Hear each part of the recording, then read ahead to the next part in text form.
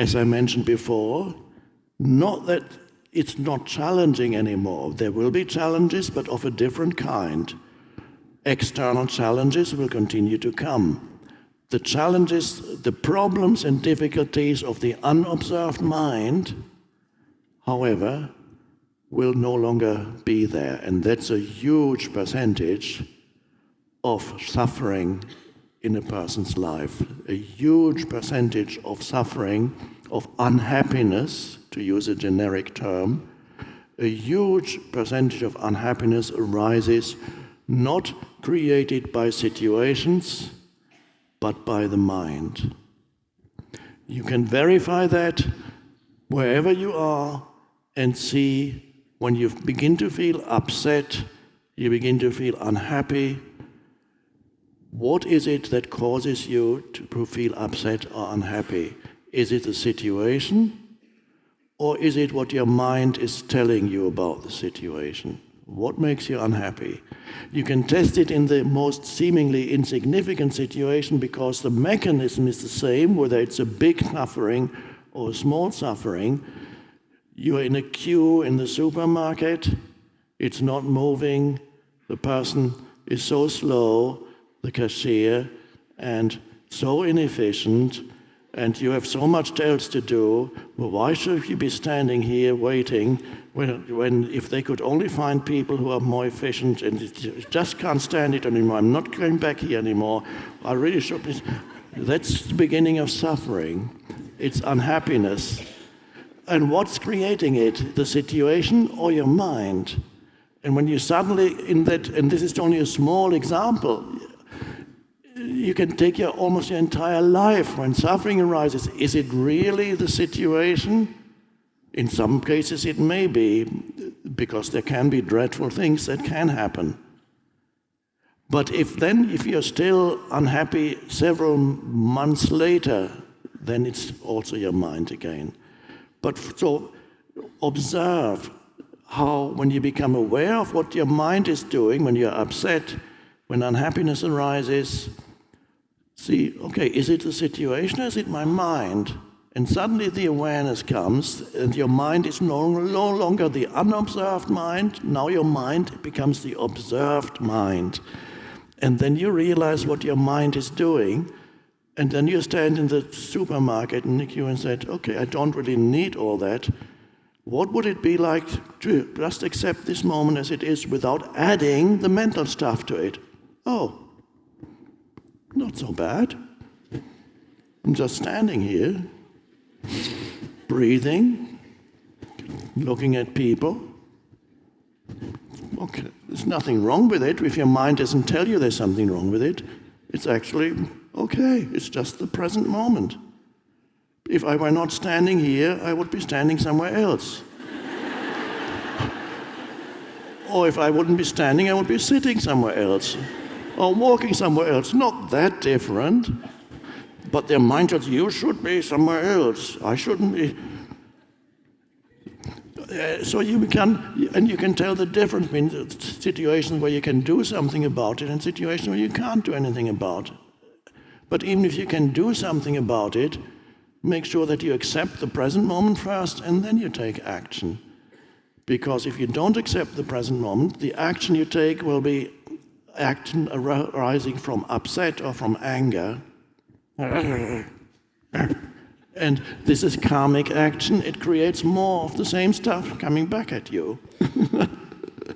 It might solve this particular situation, but in solving this particular situation through your angry reaction, you've created 2 or 3 other situations in the next moment that reflect back this karmically. Insane. Normal. This is why I say normal equals insane.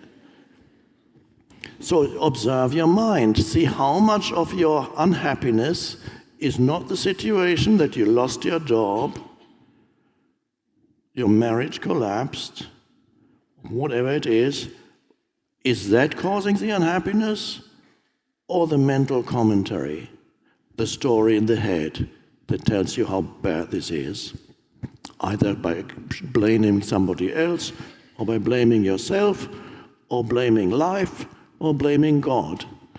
You can choose whatever you want to blame. The mind is happy, whatever the mind can blame, the egoic mind is happy with that. But that's all those challenges or suffering or difficulties, those things begin to evaporate from your life.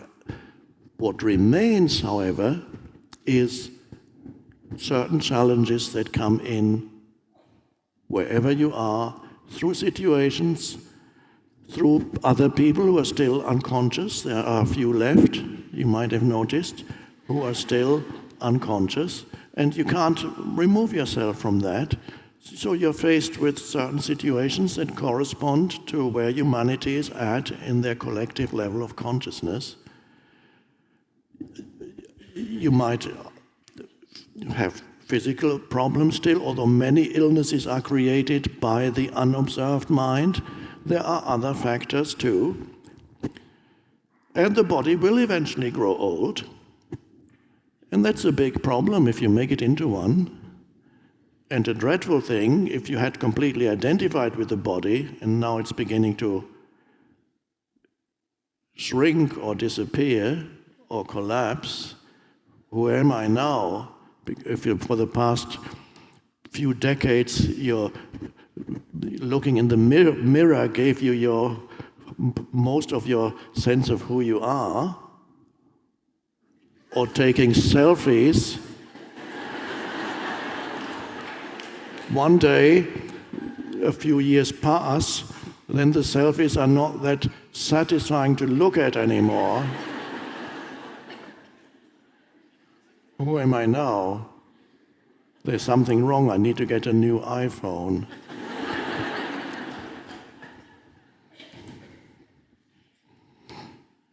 So that's beware of what your mind is doing. And if you only there are many things from this evening that are potentially life-transforming, and even just taking one with you would be enough. Even if you took the last thing we just mentioned, whenever suffering arises, upset, angry reaction, unhappiness, be aware of where does it come from? My mind or the situation? And if it is your mind, do I want that? Who am I? Am I those thoughts? No. Well, who am I? Do I want those thoughts? Do I want that unhappiness? Is that my choice to think unhappy thoughts and feel unhappy? Day after day, night after night, every time I wake up in the middle of the night, the same thoughts come and make me unhappy, and I think this is the reality of my life. The thoughts that make me unhappy, people think that's the reality of my life. It's a total illusion. And so you step out of that into, that's just things that happened. And that's just life. Things come and go. You lose, you gain. And then you lose again, and then you gain and loss. Impermanence. Can't hang on to anything. There's no security out there. No matter how many life insurance you have or whatever, it's an illusion.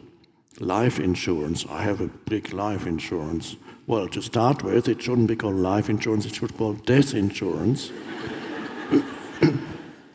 But that's not so attractive anymore, it would destroy the illusion.